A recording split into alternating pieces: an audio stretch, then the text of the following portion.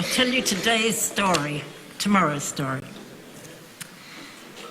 L'Éternel dit à Moïse, « Rends-toi chez Pharaon, car moi-même j'ai appesanti son cœur et celui de ses serviteurs, à dessein d'opérer tous ces prodiges autour de lui. Et afin que tu racontes à ton fils, à ton petit-fils, ce que j'ai fait aux Égyptiens et les merveilles que j'ai... No, it's not good. It's not loud enough. Okay.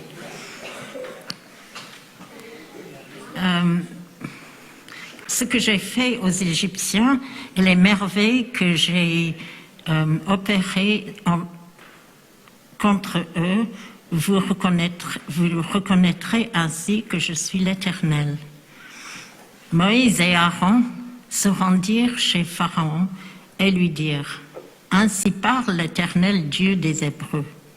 Jusqu'à quand refuseras-tu de fléchir devant moi?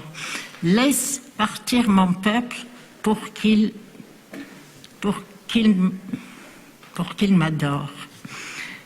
Que si tu refuses de laisser partir mon peuple, je susciterai demain des sauterelles dans ton territoire. Elles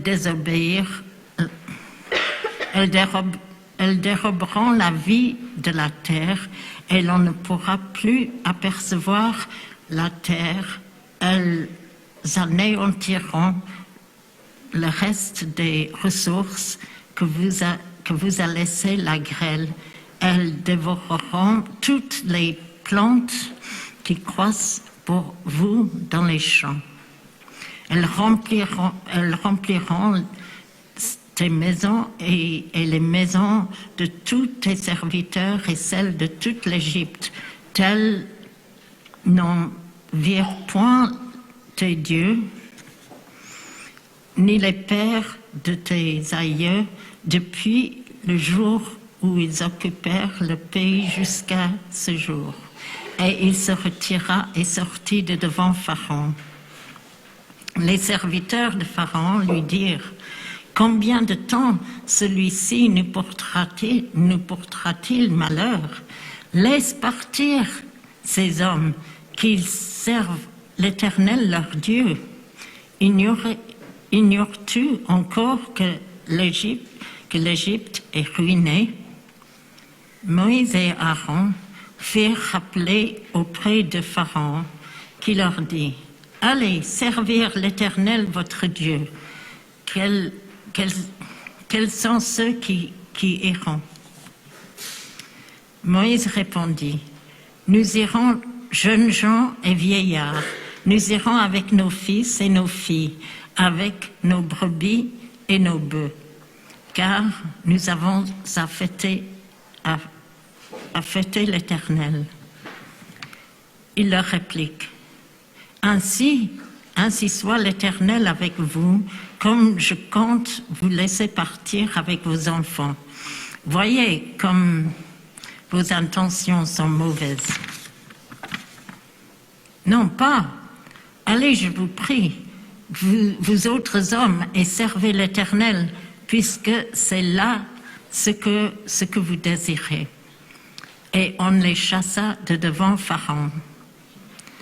L'Éternel dit à Moïse, « Étends ta main sur le pays d'Égypte pour les sauterelles, afin qu'elles envahissent le pays d'Égypte et qu'elles dévorent tout l'herbage de la terre, tout ce qu'a épargné la grêle. » Moïse étendit sa verge sur le pays d'Égypte.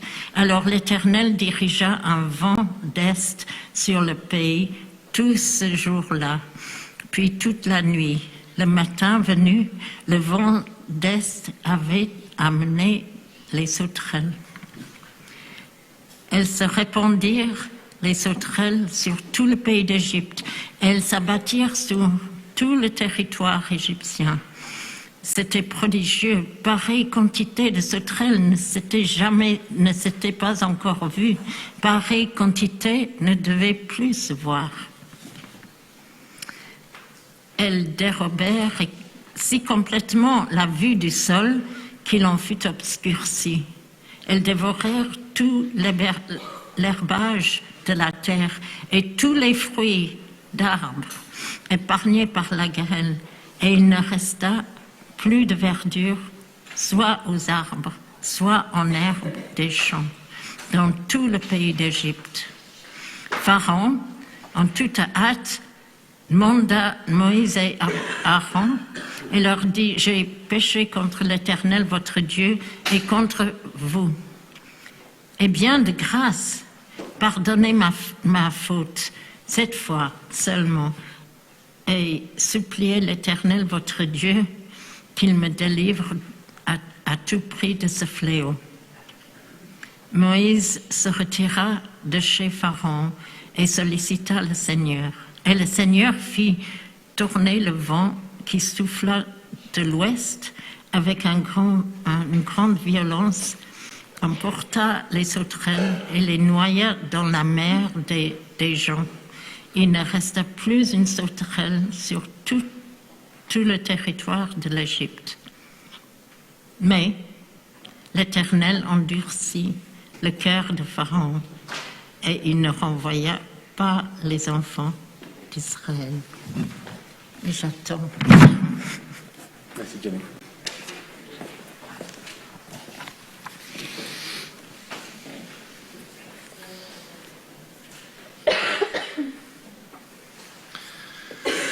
Beaucoup d'entre vous savent que j'ai un fils de 6 ans. Cheveux blonds, yeux bleus, c'est mon petit ange. Super adorable et évidemment la prunelle de mes yeux. Mais bien sûr, comme tous les enfants de 6 ans, il a parfois son côté coquin. Et lorsque ma patience est mise à rude épreuve, j'ai recours à l'éternel cri parental: va dans ta chambre. L'un d'entre vous a-t-il déjà eu recours à ce cri? Les parents ici? Oui? Jamais? Aujourd'hui, jamais. Pour moi, il fait écho à celui de ma propre mère, qui était souvent exaspérée par ma sœur et moi. Mais pour 3 raisons, ce n'est pas peut-être une bonne idée. Premièrement, ma femme me dit que ce n'est pas une bonne éducation. Et elle m'envoie des articles pour défendre son point de vue. Et même si je peux trouver des articles qui disent le contraire, j'ai l'impression que probablement elle a raison. Premier. Deuxièmement, mon fils m'ignore quand je lui dis cela. Donc ce n'est pas très efficace. Et troisièmement, sa chambre est pleine de ses jouets et de ses jeux. Donc même s'il décidait d'y aller, ce n'est pas vraiment une épreuve pour lui, encore moins une punition. J'ai pensé à cela en lisant notre parasha Bo, et en particulier l'un des versets que nous avons lus ce soir. Exode 10-19. ויהפוך אדוני רוח ים חזק מאוד, ויישא את הערבה, ויתקעהו ימה סוף, נשאר ערבה אחד בכל גבול מצרים. Et le Seigneur fit tourner le vent, qui souffla de l'ouest avec une grande violence, emporta les sauterelles et les noya dans la mer des joncs. Il ne resta plus une sauterelle sur tout le territoire de l'Égypte. Dieu montre sa puissance en envoyant une invasion de sauterelles sur les Égyptiens. Mais pourquoi Dieu a-t-il fait tourner le vent après? Parce que, comme le raconte le Midrash, Shemot Rabbah 13:7, lorsque les fléaux des sauterelles arriva, les Égyptiens se réjouirent. Ils se dirent les uns aux autres: génial! Miam miam, remplissons-en des tonneaux. Qui ici aime bien manger les sauterelles? Levez les mains. Personne? Ils sont cachés? Toi? Oui. Oui, un petit musée à Beth Shemesh, pas à Beth Shemesh, oui, à Beth Shemesh, près de Jérusalem, musée des animaux en Israël, et on peut acheter assez cher, mais les petites boîtes de sauterelles, si jamais. Alors, les Égyptiens, génial, miam miam, remplissons nos boîtes. Autrement dit, les Égyptiens étaient très heureux de cette nouvelle. C'était cette nouvelle et cette source abondante de nourriture, de délicieuses sauterelles.